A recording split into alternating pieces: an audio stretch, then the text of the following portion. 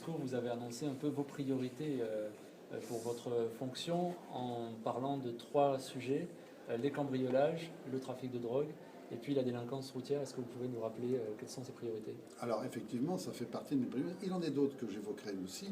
Alors la drogue et la toxicomanie constituent manifestement un problème local important. Il semble qu'il y ait des antennes parisiennes qui se développent sur la région du Mans, ce qui crée une situation assez difficile, avec des trafics importants et une population d'usagers assez conséquente.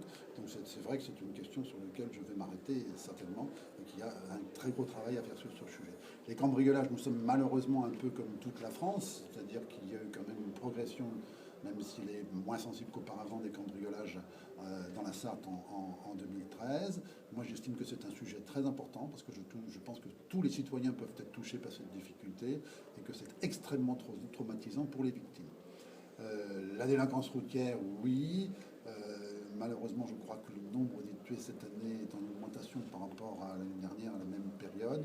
Je crois qu'il faut continuer dans la voie qui a été tracée, c'est-à-dire celle de la multiplication des radars, des contrôles de cette nature, mais je crois qu'il faut aussi lutter contre les défaillances de comportement routier, notamment avec les véhicules banalisés.